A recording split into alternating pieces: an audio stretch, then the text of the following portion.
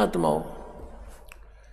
अब ये क्या कारण है कि गुरुजी तो सतनाम जाप कर रहे हैं 2 अक्षर का और शेष को मना कर रहे हैं? ये कभी हो सकता है? कारण क्या था?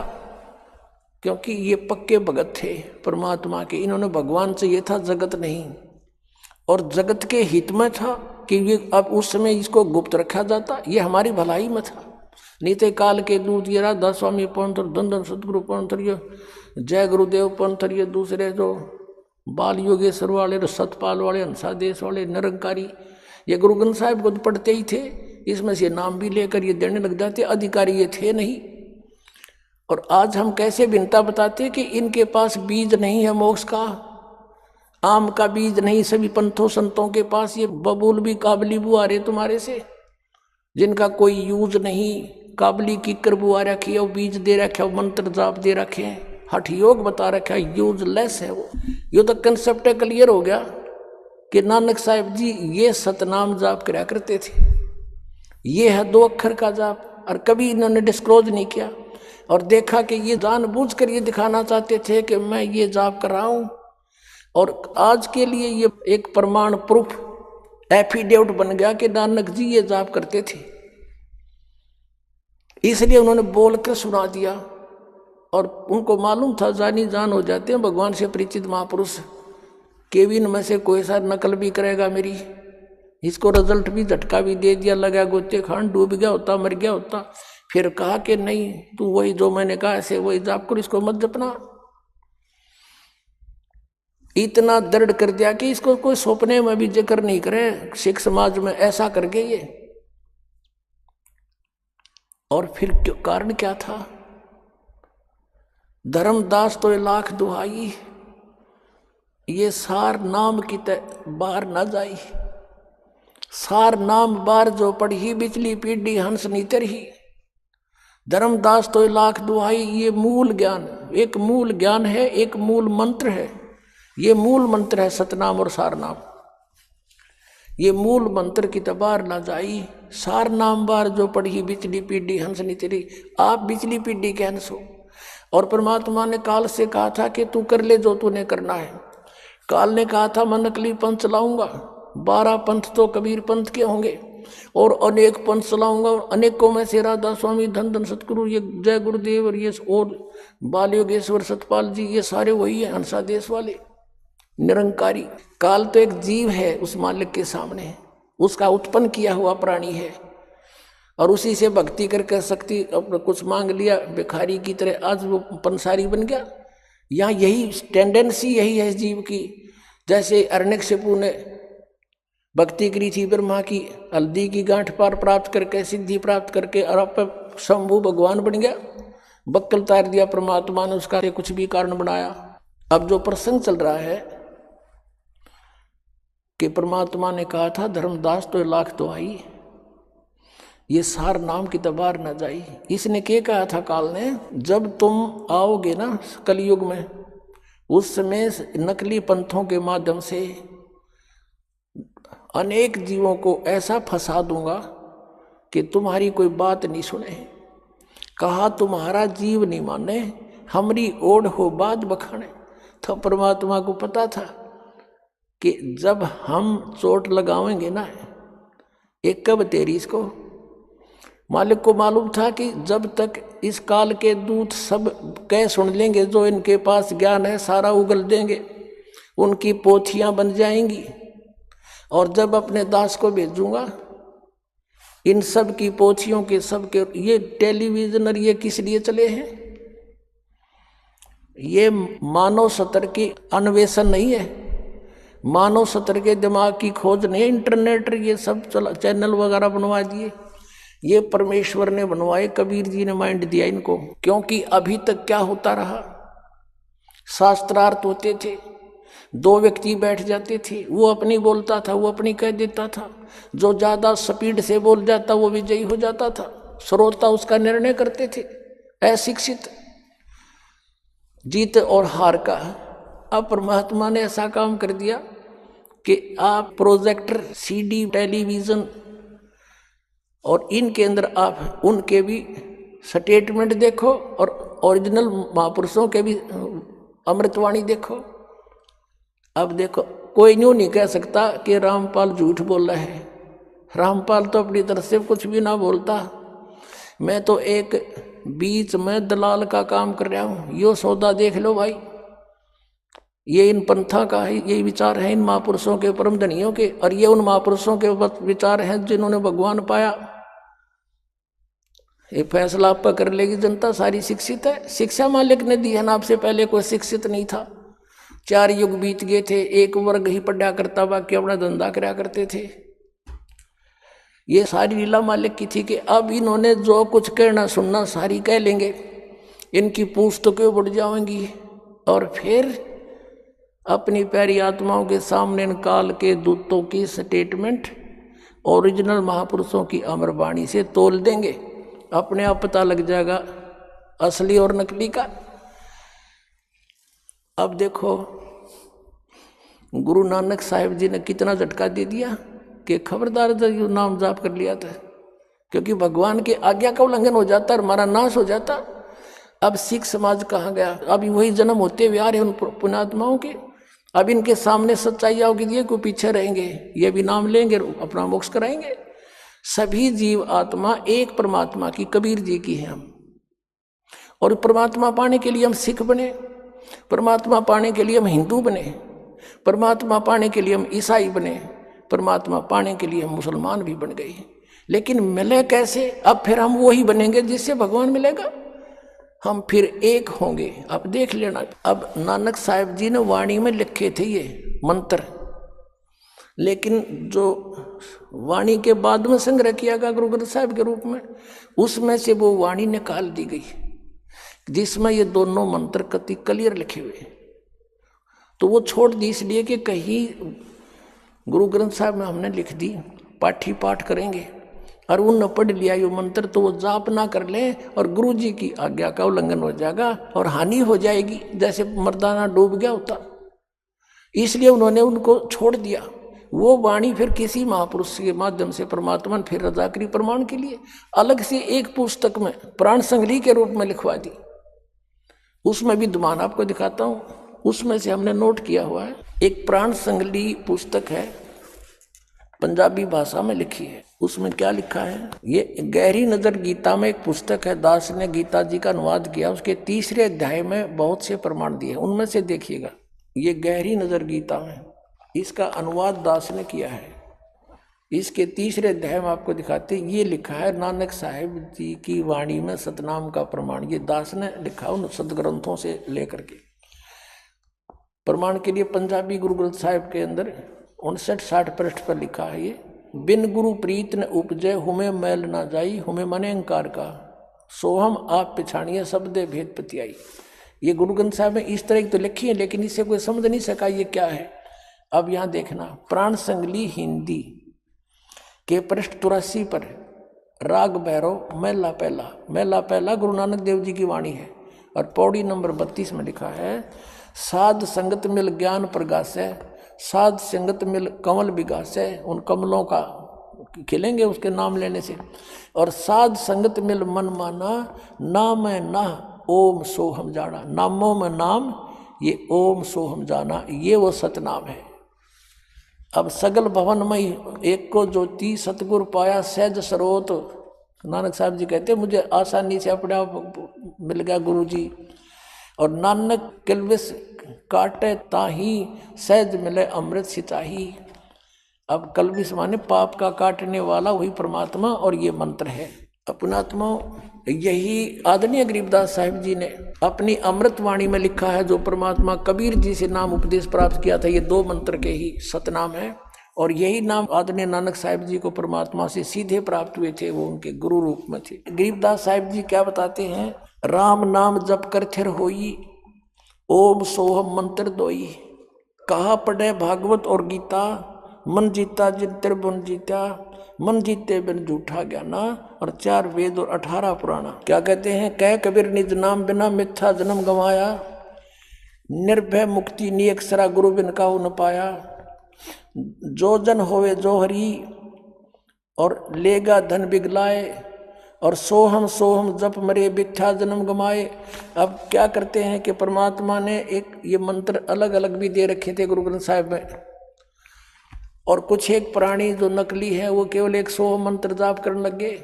तो उसके विषय में कबीर साहब ने कहा कि सोहम जप मरे बित्था जन्म गमाया। कहते हैं ये सतनाम का जाप करना पड़ेगा, इस दोनों अक्षर के मंत्र का श्वास से जाप करना है, और इसमें से एक का जाप कर रहे हैं तो यूजलेस है। और जब तक वो सारनाम नहीं मिलाती दोनों सतनाम भी यूजलेस है, यानी मोक्ष नहीं होगा, इसकी कमाई से लाभ तो होगा। अब धर्मदास जी को जो नाम दिया परमात्मा ने वो कैसा दिया था, आदरणीय धर्मदास साहिब जी को आपको दिखाते हैं कबीर परमेश्वर शब्दावली। धर्मदास जी को जो परमात्मा कबीर जी ने नाम दिया वो कौन सा था, ये देखिएगा, कबीर पंथी शब्दावली। ये कबीर पंथी शब्दावली है और ये कहाँ से छपी है ये देखिएगा। कबीर आश्रम आचार्य परमार्थी वैद्य भारत पथिक स्वामी जी युगलानंद बिहारी निर्मित, खेमराज श्री कृष्ण दास मार्ग मुंबई से। और इसके 284 पृष्ठ आपको दिखाते हैं। अब देखो ये 284 पृष्ठ पे है। परमात्मा ने कहा कि अजप्पा जाप जपो बिन जिह्वा, मूल मंत्र अरहाद, बिना जीव के श्वास का जाप करना, 2 मंत्र का। और यहाँ देखियो चौका की आरती जो नाम दिया जाता है उसके विषय में ये सब कुछ कहते हुए यहाँ आ जाते हैं। कहे कबीर, ये 285 पे, कहे कबीर सुनो धर्मदासा, ओम सोहम शब्द प्रकाशा।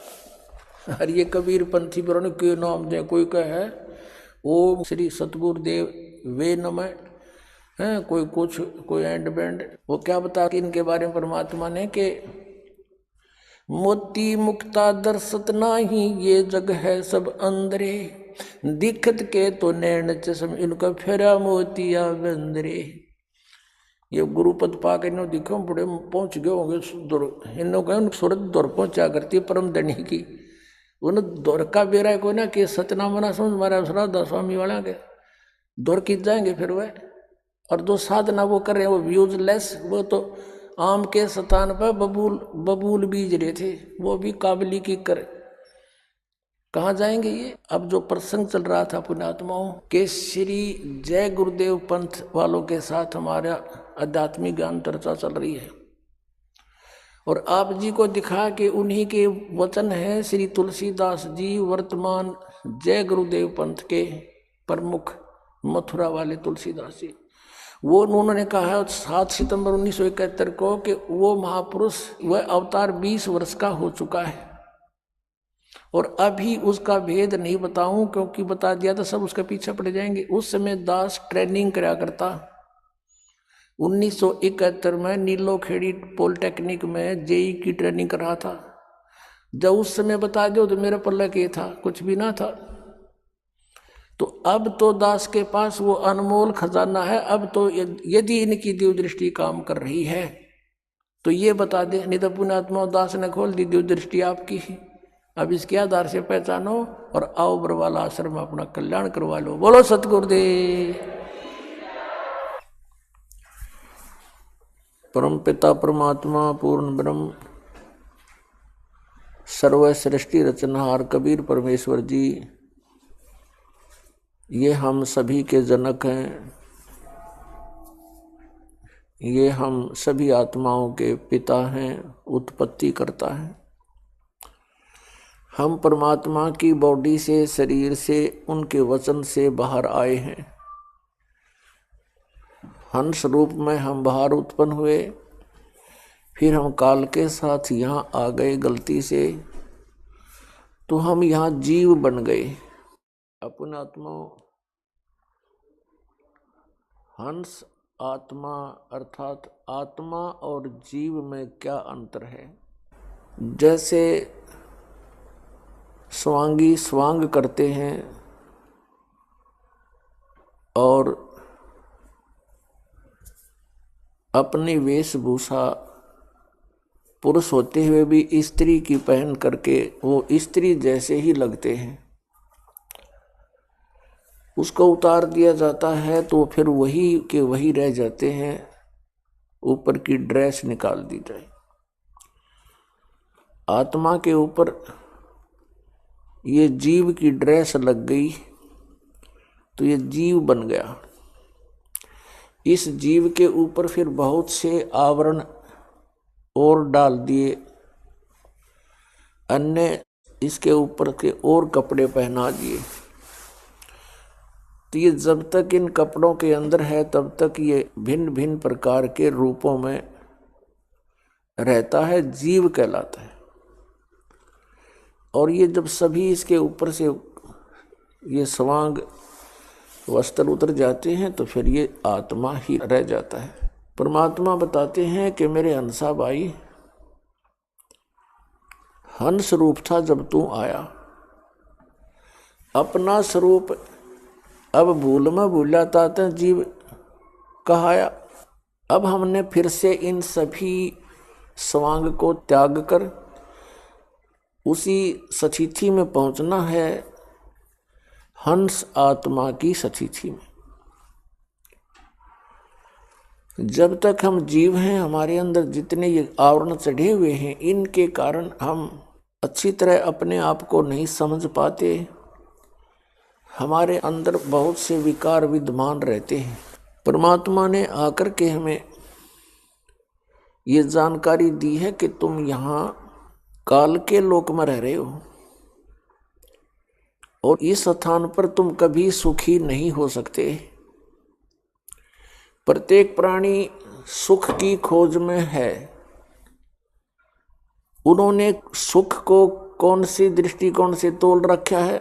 अब जिसके पास संतान नहीं है वो सोचता है मेरा संतान हो जाए मैं सुखी हो जाऊंगा। जिसके आंखें नहीं है वो ये सोचता है भगवान मुझे आंखें दे मैं सुखी हो जाऊंगा।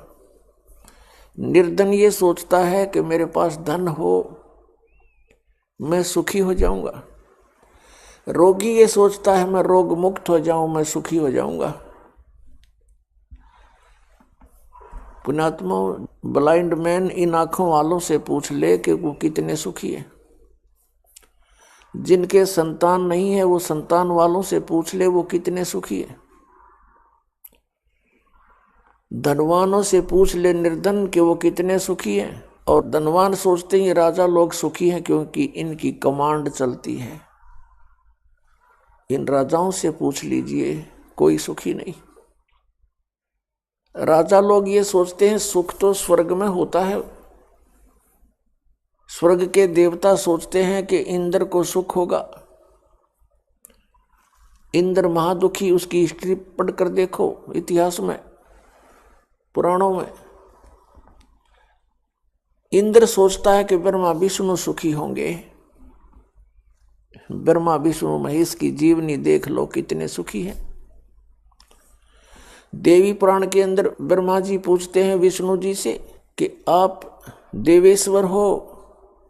ब्रह्मा की सोच से वो विष्णु जी को सर्वेश्वर मान रहा है और कह रहा है कि आप किसका ध्यान लगाए बैठे हो, समाधि लगाते हो। विष्णु जी कहते हैं कि मैं अधिकतर समाधि में रहता हूँ, तप करता हूँ और फिर राक्षसों के साथ युद्ध करता हूँ, उनको मारता हूँ जो दुखदाई तत्व हैं।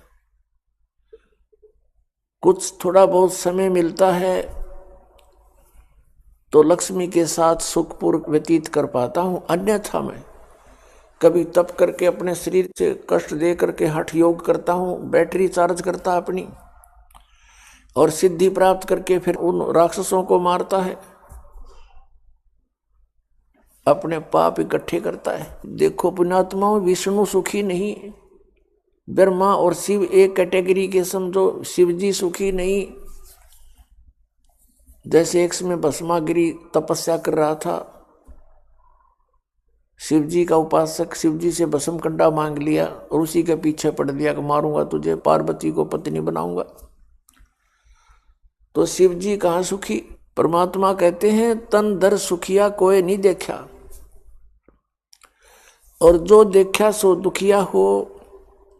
उदय अस्त की बात करे मैंने सबका किया विवेका हो। घाटे बाधे सब जग दुखिया, के गृहस्थी बैरागी हो।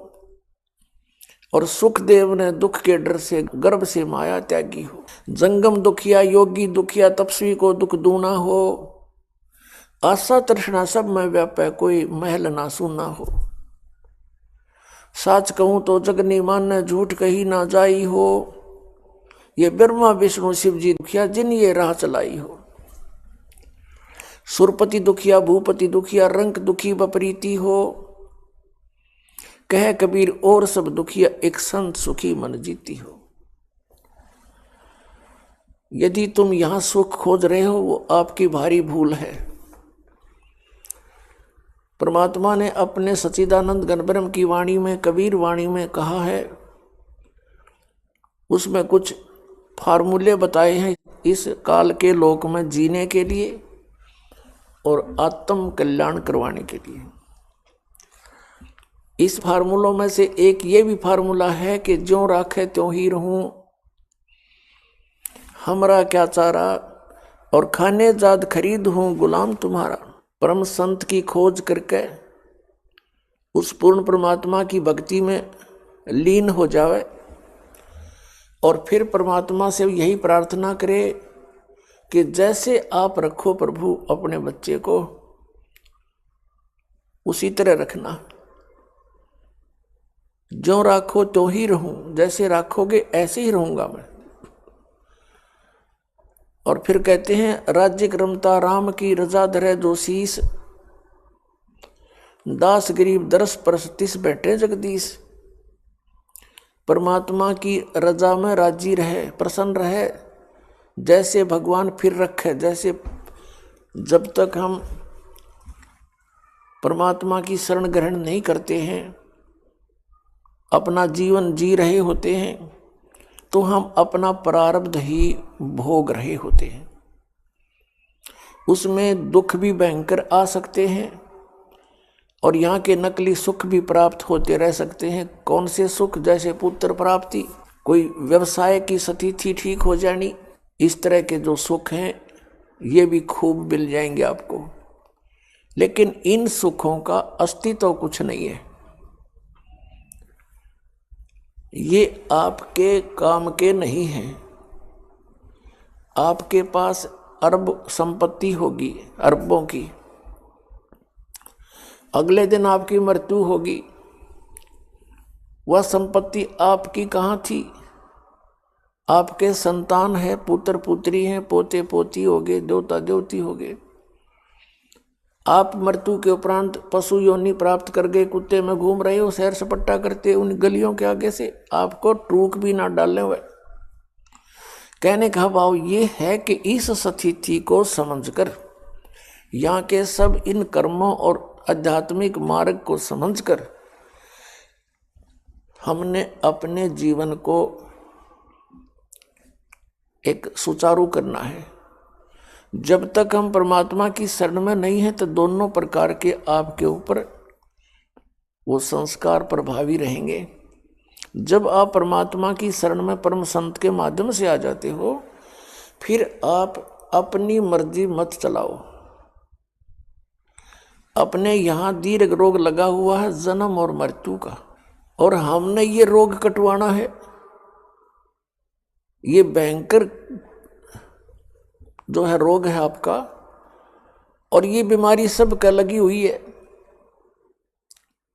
ये ब्रह्मा विष्णु महेश के भी यही बीमारी है, इनको भी जन्म मृत्यु का रोग है। और आप जी ब्रह्मा विष्णु महेश से ऊपर किसी को मानते नहीं थे, विशेषकर पवित्र हिंदू धर्म के श्रद्धालु, और ये भी जन्म मृत्यु के रोग में। सरपुरुष यानी ब्रह्म भी जन्म मृत्यु के रोग में, अक्षर पुरुष भी जन्म मृत्यु के रोग से ग्रस्त। केवल एक परम अक्षर ब्रह्म जिसको सत्य पुरुष कहते हैं, वो कबीर देव हैं, कबीर साहब, वो इस जन्म मृत्यु के रोग से मुक्त हैं और वे वैद्य हैं, इस रोग के नाश करने वाले। तो हमने वो रोग नाश करवाना है। तो रोग नाश कराने के लिए हम कहाँ जाते हैं? हॉस्पिटल में। दीर्घ रोग होता है तो डॉक्टर उनको एडमिट करता है, या ओपीडी से भी औषधि देकर भेज देता है। तो फिर उस मरीज ने, उस पेशेंट ने डॉक्टर की प्रत्येक सलाह पर ध्यान देना चाहिए, प्रत्येक औषधि को समय पर सेवन करना चाहिए, तभी वो रोग मुक्त होगा, अपनी नहीं चलावे। अब जैसे हाई ब्लड प्रेशर के मरीज को नमक और घी निषेध किया है वैद्य ने, और वो अपनी चलाता है कि नहीं थोड़ा सा तो खा ही लेता हूं, तो उसको हानि होगी, मृत्यु को प्राप्त हो जाएगा, रोग नाश के स्थान पर उसका अपना नाश हो जाएगा। ठीक इसी प्रकार आप जी यहाँ आओ रोग नाश कराने के उद्देश्य से आओ। कौन सा रोग? जन्म और मृत्यु का। अन्य संसारिक सुख अक्षीणिक है, आपको यहीं थोड़ा सा राहत देकर के फिर आपके साथी नहीं है ये। और इस परमेश्वर की शरण में आने के बाद, कबीर परमेश्वर की शरण में, आपको संसारिक सुख भी मिलेंगे, लेकिन इतने ही मिलेंगे जितने आपको आवश्यक है। इससे अधिक आप डिमांड करोगे तो समझ लेना कि आप घी और नमक चाह रहे हो, जिसको डॉक्टर कभी अलाउड नहीं करेगा। साईं इतना दीजियो जा मैं कुटुंब समावे, हम भी भूखे ना रहें, ऐ तिथि न भूखो जावे। परमात्मा कबीर देव जी स्वयं चलकर आते हैं सतलोक से, और वो हमें यहाँ तत्व ज्ञान बताते हैं, पूरा आध्यात्मिक ज्ञान से परिचित कराते हैं, और हमें यहाँ भक्ति करने के लिए जो जीवन शैली अपनानी चाहिए उसका भी विधान बताते हैं। उसके लिए क्या बताते हैं कि परमात्मा से इतना ही मांगो, अधिक नहीं। साईं इतना दीजियो जा मैं कुटुंब समावे, हम भी भूखे ना रहें, अतिथि ना भूखा जावे। इसमें सब कुछ आ गया। जा मैं कुटुंब समावे अर्थात रिक्वायरमेंट ऑफ द फैमिली, यानी हमारे परिवार की आवश्यकताएं पूरी हों। उन आवश्यकताएं में आप देख लो सब कुछ आ जाता है। रहने के लिए एक झोंपड़ी हो, कुटी हट हो, पर्याप्त है, और वस्त्र कपड़े रोटी ये मिलते रहे। और पुण्यात्माओं, अब बुद्धिमान समाज है, जब हमने परमात्मा पाना है तो उसमें अग्रम मग्रम नहीं चलेगी, अपना नहीं चलेगा बिल्कुल भी। अगर अपनी चलाओगे तो आप फेल हो जाओगे। आदेश परमात्मा का पालन करना पड़ेगा। जैसे सीता जी को हिदायत दे दी गई थी कि ये रेखा आपकी कुटिया के चारों तरफ लगा दी गई है, इससे बाहर मत जाना, बाहर जाओगे तो आप पर बहुत आपत्ति आ सकती है, कोई हिंसक पशु भी आपको हानि पहुंचा सकता है, और कोई दुष्ट वृत्ति का व्यक्ति भी आपको दुख दे सकता है। अब उसी समय रावण आ जाता है एक महात्मा रूप बना के, और कहता है माई भिक्षा दो। सीता जी ने कहा तुम अंदर आके ले लो महात्मा, यहाँ आ जाओ मेरे निकट। रावण आगे को चला तो उस रेखा के पास आते उसमें से एक अग्नि की लपट निकली, और रावण 10 कदम पीछे जा गिरा। अब रावण ने कहा कि माई भिक्षा बाहर आकर दे दे, साधु संतों के साथ ऐसा नहीं करते, इसमें तो बहुत शक्तिशाली मंत्रित रेखा है ये। अब सीता ने सोचा था, वो जीव संज्ञा की सोच थी कि महात्मा खड़ा है क्या फर्क पड़ता है, अभी आटा देकर वापस आ जाती हूँ। जो भी उसके पास उपलब्ध था फल फ्रूट, वो भिक्षा लेकर बाहर को चली, और जो ही उसकी झोली में आटा डालने की चेष्टा की, उसी समय बाजू पकड़ ली रावण ने और गिर ली कंधे पे, जा पटकी वहां पर अपने 9 लखे बाग में। अब उसकी जीव संज्ञा की सोच ने कोड कहानी बिगाड़ दी। आप महाकष्ट होगा, करोड़ों व्यक्ति मरवा दिए उसको छुटवाने के लिए। क्या वो मूर्ख थे जिसने ये कहा था इससे बाहर मत जाना? तो पुण्यात्मा, यदि आपने परमात्मा पाना है और ये जीवन सुखी बनाना है तो परमात्मा की प्रत्येक मर्यादा को, प्रत्येक नियम को लक्ष्मण रेखा समझ लेना। और फिर सुख ना हो फिर दास को कहना। तो क्या बताते हैं, जैसे हम अरबपति हैं, खरबपति हैं, वो माया आपके कौन सा काम देगी? कल को मृत्यु हो जाती है और पैसा वैसे ही नहीं बनता। इसको जोड़ने में देखो कितने जो ना पाप इकट्ठे करने पड़ते हैं प्राणी को, और मानसिक शांति नहीं रहती उसको। तो परमात्मा ने हमें बताया है कि साईं इतना दीजिए जिसमें कुटुंब समावे, हम भी भूखे ना रहे, अतिथि ना भूखा जावे। अब क्या बताते हैं परमात्मा? कहने का उद्देश्य ये है कि जैसे मालिक राखे उसी तरह आप रहना, फिर अपनी सोच को त्याग देना। हमने पैसों की और इन कोठियों की आवश्यकता कितनी है, किस लिए है? मकान बनाना इसलिए आवश्यक है, चाहे वो किसी टाइप का हो, झोपड़ी हो, कुटिया हो, कच्चे या पक्की छत हो, जैसी भी हो। उसका उपयोग कहाँ करते हैं, उसका प्रयोजन क्या है? कि गर्मी सर्दी से हमारे शरीर की, बॉडी की रक्षा करें, और वर्षा आधी से भी बचाव बने, हमारे कपड़े गिल्ले ना हो, हम सुरक्षित बैठकर चैन से रात काट सकें और भगवान को याद कर सकें। और चाहे 10 कोठियाँ बना रखी हैं, एक कोठी में 10 कक्ष हैं, व्यक्ति एक कक्ष के और एक चारपाई पर 3x6 के इतना स्थान मुश्किल से ग्रहण करता है। और बाकी वह क्या है? वो बकवाद है, व्यर्थ है। कहने का भाव ये है कि हमने परमात्मा की प्रत्येक मर्यादा को पालन करके सफल होना है। हम विवाह करते हैं बेटे और बेटियों का, कितनी बकवाद कर रखी है, कैर बना रखा है यू हमने अपने आप ही, अपनी बुद्धि से, जीव संज्ञा से। बच्चों का विवाह करना है, सिंपल वे से कर दो, ब्याह तो करना है, उनका संयोग जोड़ा जाड़ा परमात्मा का वहीं जुड़ता है, और उनका विवाह कर दो सिंपल वे से, समस्या हल हुई। इसी कारण से इन बेटियों को बोझ बना लिया जो गौ जैसा धन होता है। अब हमने इस तरह अपने इस पसरे हुए समाज की कुरीतियों को, रीतियों को भी ठीक करना है, तब हम हल्के होकर भक्ति कर सकेंगे। अब थोड़ा सा समय अवश्य लगेगा, लेकिन बुद्धिमान समाज को ये स्वीकारना पड़ेगा। अब जैसे किसी भी कारण से कपड़ों का आदान प्रदान करते हैं, लोग दिखावा है, वो ड्रामा है। किसी के पुत्र प्राप्ति होती है, उसके लिए जुगले ले चलेंगे, माता बहन वीर, बुआ वीर, रिश्तेदार वीर को जान पहचान वाले भी, उसका 50 कपड़े दे रहे हैं और पैर को ना 10 साल तक, फिर वो बड़ा हो जाए, वो व्यर्थ हो जाए। What is use? तो इस तरह की जो बातें हैं, जो परंपरा पड़ी हुई है, उसको भी हमने सेट करना होगा, और तभी हम सुखी होंगे। कोई त्योहार मनाते हैं, उसके ऊपर बहन को देकर आते हैं 100-200 रुपये का, और किराया ला देते हैं 400 रुपये।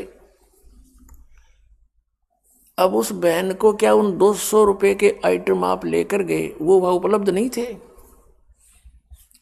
और बहन जब इस मार्ग से परिचित होगी, वो बिल्कुल ग्रहण नहीं करेगी आपसे कुछ भी, क्योंकि वो उसके ऊपर भार बनता चला जाएगा, और फिर एक संस्कार बनता चला जाएगा। ये संस्कार हमें फिर यही पटक देता उठा करके। अब प्रसंग चल रहा है कि तन धर सुखिया कोई नहीं देखा, और जो देखा सो दुखिया हो। उदय अस्त की बात करे, मन सबका किया विवेका हो। कहते हैं घाटे बाद सब जग दुखिया, क्या गृहस्थी बैरागी हो। गृहस्थी तो लाभ हानि में वही दुखी, क्योंकि लाभ हो गया तो फिर सो चिंता उसको, इसको कहाँ लगाऊं। लाभ हो गया जैसे 20,000 रुपये का, और आगे काम करना चाहता है वो 1 लाख में शुरू होगा। 80,000 रुपये कर्जा ले लिया, काम ठीक चला नहीं, सिर दर्द हो गया, उस लाभ से फिर हानि होगी। वो चिंता, लाभ हुआ जब चिंता किसको कहाँ सेट करूं, और हानि तो आपे चिंता का विषय है। घाटे बाधे यानी हानि लाभ से सब जग दुखिया के गृहस्थी बैरागी हो। जैसे घर त्याग कर जंगल में जा बैठा, वन में बैराग ले लिया, और वहां जाके क्या होगा, जाती भूख लगेगी, सर्दी है तो सर्दी दुखी करेगी, वर्षा आएगी वर्षा, ओले आगे ओले टाट में लगेंगे। फिर उसके लिए उसने वहां सारा सांग जोड़ना पड़ेगा, कोई झोपड़ी भी डालेगा या कोई गुफा बनावेगा, भूख लगी रोटी मांगने के लिए गांव में आवेगा। बता सारा सांग जो का, तो फिर क्या फायदा वहां जाने का। परमात्मा कहते हैं डेरे डंडे खुश रहो और खुश रह ले नहीं मोक्ष। दुर्प्रहलाद पार हो गए, फिर डेरे में के दोष। और जो जंगल में चले जाते हैं वन में, वो केवल मात्र ड्रामा कर रहे हैं, क्योंकि उनकी साधना शास्त्र विरुद्ध है, उनको ज्ञान नहीं। और उनकी देखकर उस ऊट पटांग सी साधना को रहने के करने को हम उसे प्रभावित होकर के मान लेते हैं कि तो बड़ा महान आत्मा है। परमात्मा बताते हैं अपनी अमृतवाणी में, केले की कोपीन है जो फूल पान फल खाही, और नरक का मुख नहीं देखते जो बस्ती निकट ना जाही। वो जंगल के रोज हैं और मनुष्यों बिद के जाही, निस्दिन फिरो उजाड़ में भगवान मिले नाही। एक व्यक्ति बता रहा था कि मैं इधर चला गया ऋषिकेश साइड में, वहां कुछ व्यक्ति बैठे थे, 30-40 वर्ष पहले की बात है। और उनसे मैंने पूछा आप कैसे वहां बैठे हो। उन्होंने बताया कि इस जंगल में एक बहुत बड़ा महात्मा रहता है, नीवस्त्र रहता है, और केवल केले के पत्तों से अपने गुप्तांग को ढक के रखता है, और वो कभी कभी बाहर को निकलता है, जिसको दर्शन हो जाए उसका बेड़ा पार हो जाता है। हम देख रहे हैं कि शायद आ जावे। तो उनमें से एक कह रहा था कि एक दिन मैं ऐसे ऐसे यहाँ बैठा था, अचानक वो निकल आए और मुझे देखते ही एकदम वापस फिर गए और भाग कर बहुत गहरे जंगल में चले गए। दर्शन हो जाते तो बेड़ा पार हो जाता। और कहते हैं वो कहीं मांगने नहीं आता, वही फल पत्ते फूल वगैरह खा करके रहता है। इसके विषय में सूक्ष्म वेद के अंदर परमेश्वर ने कहा, कबीर सच्चिदानंद घन ब्रह्म की वाणी में, कि केले की कोपीन है, यानी लंगोट बना रखा केले के पत्ते का, और फूल पान फल खाही, फूल फल पत्ते खा के गुजारा कर रहे हैं, और नरक का मुख नहीं देखते, वो आदमियों के निकट नहीं आता, नरक का मुख नहीं देखते, और बस्ती निकट ना जाही। वो जंगल के रोज हैं, नील गाय जिसको कहते हैं, भटकते फिरें धक्के खाते अंडे जंगल में, घास फूस खावे, क्या उनको भगवान मिल जाएगा। वो जंगल के रोज हैं जो मनुष्यों बिद के जाई, आदमियों ने देख के बिद के डरे, लुक जा छुप जा जंगल में जा करके, वो तो जंगली जानवर हैं, वो महात्मा नहीं है। और निस्दिन फिरो उजाड़ में न्यो परमात्मा पावे नाही। ऐसे बेशक से कहीं भटकते रहो इस जंगल में बियाबान में, ये विधि परमात्मा पाने की नहीं है। फिर परमात्मा क्या बताना चाहते हैं कि घाटे बाधे सब जग दुखिया के गृहस्थी बैरागी हो, और सुखदेव ने दुख के डर से गर्भ में माया त्यागी हो। सुखदेव जी को पता चला माँ के गर्भ में, क्योंकि इस प्राणी को वहां याद रहता है कि तू कितनी बार कितने कष्ट उठा चुका है, कितनी बार तेरी पशु योनियां और अन्य प्राणियों की योनियां प्राप्त हो चुकी हैं तुझे। फिर ये कहता है, वहां रोता रहता है क्योंकि वहां घोर कष्ट होता है इसको, और कहता भगवान अब के मेरा शरीर ठीक ठाक बाहर निकल जाए, आपको आजीवन याद करूंगा, कोई बकवाद नहीं करूंगा। अब मुझे सब याद है कि मैंने पिछले जन्म कितने खराब कर दिए। बाहर आते ही फिर इसके ऊपर ये तीनों गुण, रजगुण ब्रह्मा, सतगुण विष्णु, तमगुण शिव जी का एक एक इंजेक्शन लग जाता तुरंत, और फिर ये अचेत हो जाता है। इसको नए सिरे से पढ़ाई कराई जाती है, ये तेरा चाचा, ये तेरी चाची, ये ताऊ, ये मामा, ये फूफा माँ, और ये भाई बहन पिता। इसको कुछ नहीं याद में कहाँ था, गुग्गू बना दिया जाता है ये। फिर परमात्मा आते हैं इसको चेताने के लिए, इस बोली आत्मा को, तू कहाँ फंसा पड़ा है, इस झूठे सुख को सुख कहे तू मान रहा मनमोद, ये सकल चबीना काल का कुछ मुख में कुछ बोध। फिर बताते हैं कि जंगम दुखिया योगी दुखिया तपस्वी को दुख दूना हो, आशा तृष्णा सबको व्यापे कोई महल ना सूना हो। इच्छाएं सबके अंदर विद्यमान है, चाहे कोई गृहस्थी है चाहे बैरागी है। और जब तक ये अननेसेसरी रिक्वायरमेंट आपके हृदय में धरी रहेंगी, अनावश्यक इच्छाएं जो तुम करते रहते हो यहाँ की बगैर ज्ञान के, तो सुख नहीं, शांति नहीं, मोक्ष नहीं हो सकता। फिर बताया है कि साच कहूं तो जग नहीं माने और झूठ कही ना जाई हो, ये ब्रह्मा विष्णु शिव जी दुखिया जिन ये राह चलाई हो। फिर बताया कि सुरपति दुखिया भूपति दुखिया, भूपति माने पूरी पृथ्वी का शासक और सुरपति माने देवताओं का मालिक यानी इंद्र। सुरपति दुखिया भूपति दुखिया रंक दुखी बपरीति हो। अब सारी पृथ्वी का शासक भी दुखी और देवताओं का राजा भी दुखी। फिर स्वर्ग में सुख कितना हो गया, कहां से हो गया? फिर क्या इसका निष्कर्ष निकाल रहे हैं परमात्मा कि कह कबीर और सब दुखिया एक संत सुखी मन जीती हो। अब मन जीती संत कौन होगा? जो गुरु की मर्यादा में रहता है वो मन जीती। वैसे मन पर काबू नहीं हो सकता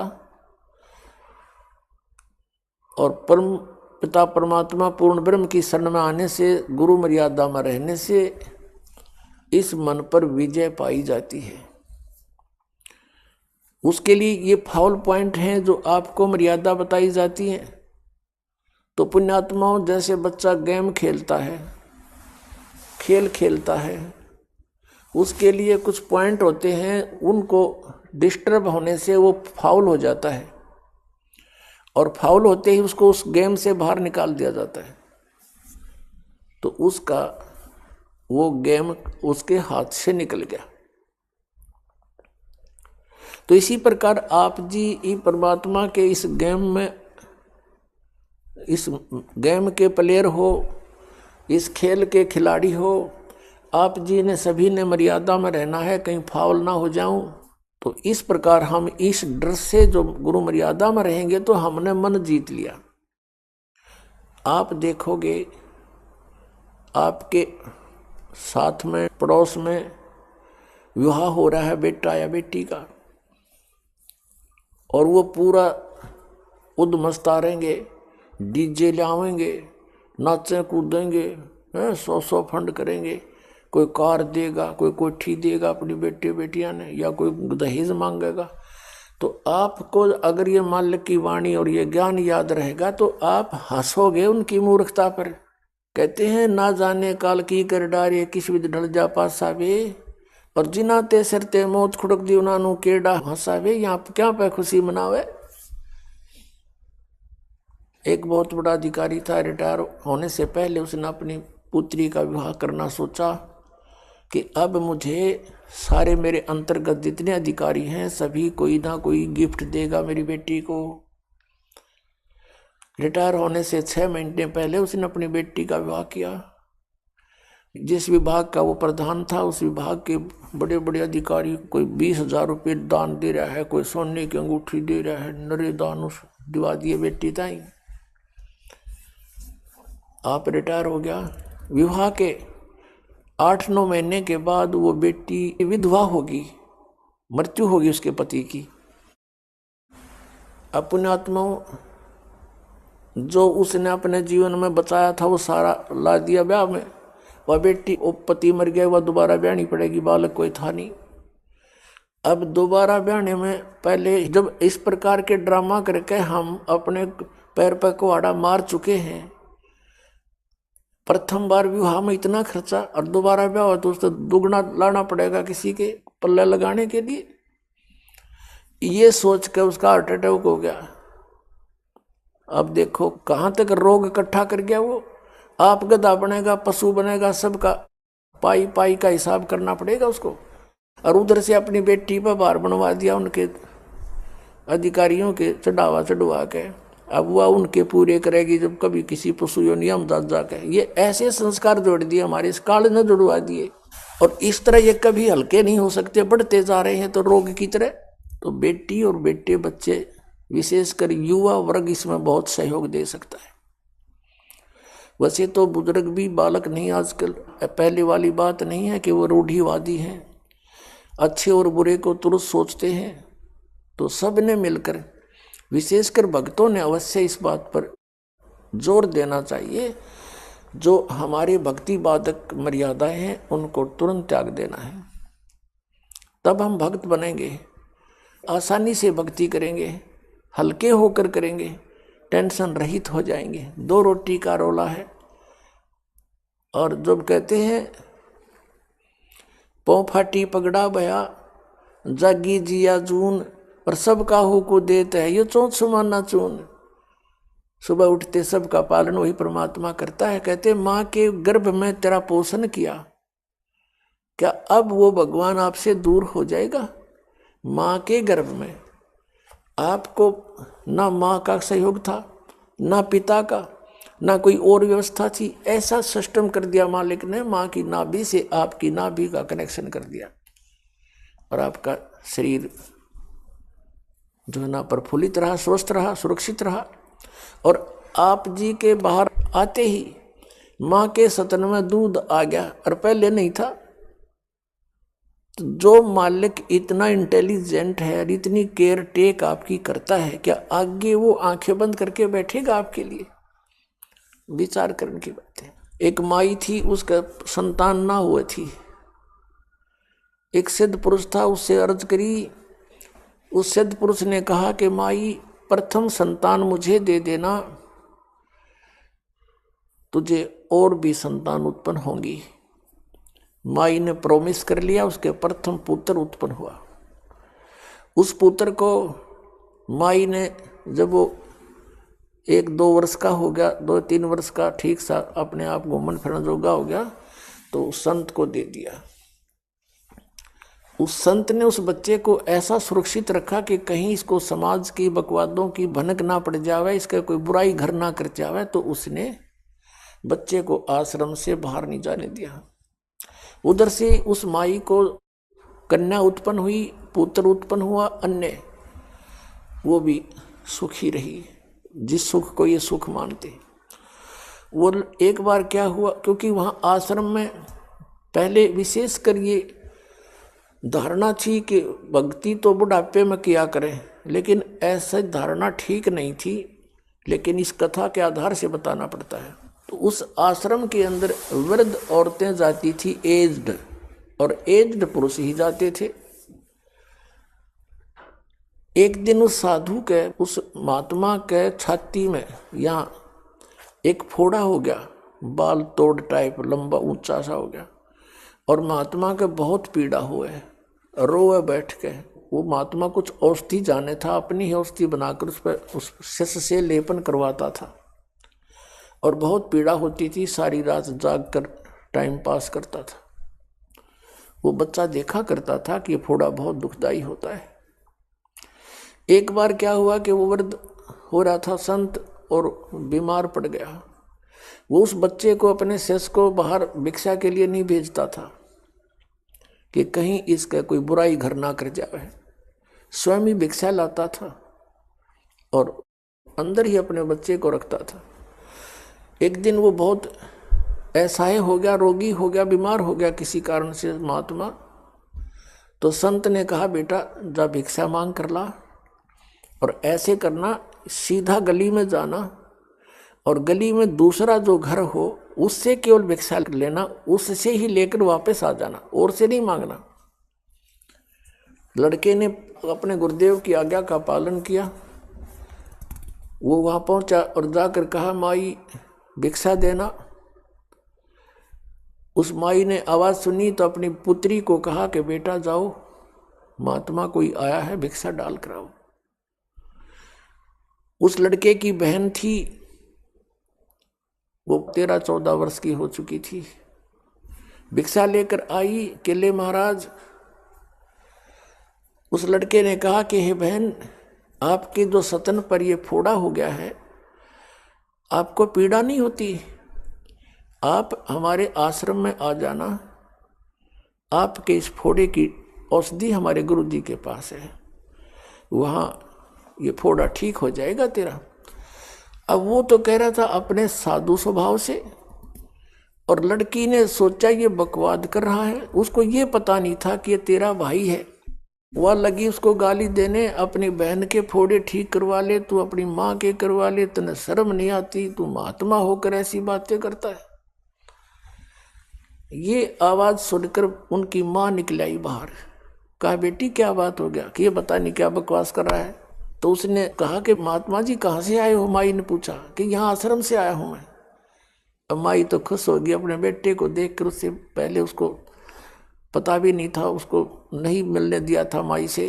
तो वो कहने लगी क्या बात है महात्मा जी कि माई मैंने तो इस बहन से ये कहा था कि एक बार मेरे गुरु जी का फोड़ा हो गया था यहाँ पर, और उसकी औषधि वो खुद ही जानते हैं, मेरे से लेपन कराते थे और बहुत रोते थे, दर्द पीड़ा बहुत होती है। तो मैंने इस बहन से यही कहा कि तो आपके तो 2 फोड़े हैं, आप तो बहुत दुखी होगी, वहाँ आ जाना गुरु जी के पास औषधि है। ये गालियाँ देने लगी मुझे। अब वो हंसने लगी, वो समझ गई कि बोला बाला इसको संसार का कुछ पता नहीं।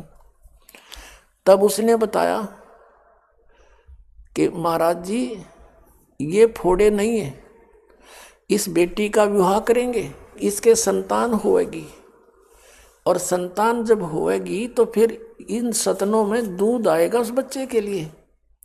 परमात्मा इनमें दूध भर देगा और बच्चा दूध पिया करेगा इसका। संत ने पूछा कि माई कब विवाह करोगे। कभी 2-3 वर्ष में इसका विवाह करेंगे। संतान कब होगी कि 1-2 वर्ष के बाद फिर संतान भी दया करेंगे प्रभु। अच्छा तेरा गजब हो, भगवान इतना ध्यान रखता है कि अब बच्चा होगा 5-6 वर्ष के बाद, और व्यवस्था पहले कर दी उसकी आहार की। वही पटक दीवा जोड़ी, जो थैला ले रखा था आटा मांगने का वही पटक दिया। जब परमात्मा हमारी इतनी केयर टेक करता है, उसने एडवांस हमारी चिंता है, और हम ये दाने मांगते फिरे, वही पटक दिया। अर्जा बैठा अपने आश्रम में। उधर से उस माई ने बताया कि बेटी ये तेरा भाई था जो संत ने मांगा था हमसे, और उसी की देन हो तुम भी, और ये तेरा दूसरा भाई भी। और इसको पता नहीं था बच्चे को, ये कोई दुर्भावना से नहीं आपसे बातें कर रहा था।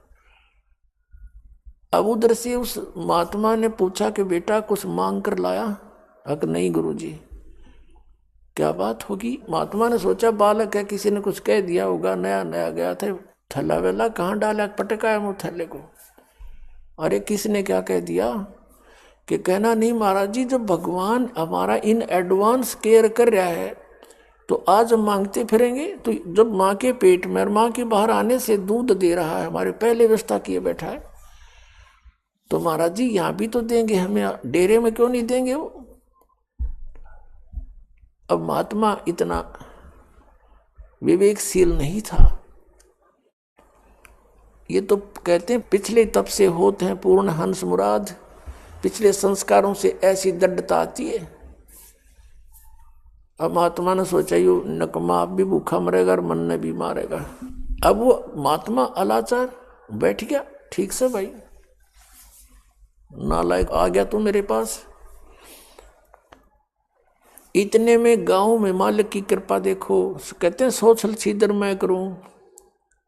ऐसे ही किसी घर में जा करके चर्चा चला दी कि भाई ऐसे ऐसे एक महात्मा का शिष्य आया था, और कोई उसकी कई कवा सुनी होगी, और वो आड़े थैला भी फेंक गया, आटा ना ले गया आश्रम में, और महात्मा और वो बालक दोनों भूखे बैठे हैं। अब जिस भी घर ने ये चर्चा ये बात सुनी, उसी ने तुरंत खाना बनाना शुरू किया। बढ़िया रोटी खीर सब्जी बना के और ले का आश्रम की तरफ चल पड़े। 2 घंटे के अंदर अंदर वहां पर 20 व्यक्ति लेकर के अच्छा भोजन खीर और सब्जी रोटी बढ़िया बनाकर, महाराज जी हमने पता चला था बच्चा जो है ना थैला फेंक आया, आटा मांगन नहीं गया, आप भूखे हो गए इसलिए हमने आपके लिए ये भोजन बना कर लाए, और सब ने मिलकर व्यवस्था कर दी। महाराज जी आपने कहीं नहीं जाना, प्रतिदिन आपके आश्रम में दोनों समय का आहार और दूध यही आपको प्राप्त होगा। अब पुण्यात्मा, ये भले ही आपको कथा लगती हो, परमात्मा कहते हैं जैसे मैं कहूं ऐसे करके देखो। अब जैसे परमात्मा ने लीला की थी कबीर परमेश्वर जी ने, वो एक एग्जाम्पल कोड करने आते हैं। स्वयं परमात्मा सतलोक से अपने मुक्ति धाम से चलकर आते हैं, यहाँ हम उनकी आत्माएं हैं, हमारे लिए वो यहाँ कष्ट उठाते हैं और हमें एक उदाहरण पेश करते हैं कि तुम ऐसे रहो और विश्वास करो मेरे पे, और फिर देखना तुम्हारे किस प्रकार दुख दूर होते हैं। तुम विश्वास नहीं कर पाते क्योंकि आप जी को काल भगवान ने इतना विश्वासहीन कर दिया कि जो साधनाएं तुम करते थे उनसे आपको कोई लाभ नहीं होता। तो इसलिए दृढ़ता नहीं आती, लेकिन आत्मा चाह भगवान की त्यागती नहीं। आप लगे भी रहते हो, लाभ कुछ होता भी नहीं, इसलिए आप में दृढ़ता नहीं आती। और विश्वास हुए बिना भगवान आपके कोई भी कार्य नहीं कर सकता, ना मोक्ष वाला ना संसारिक। तो विश्वास करने की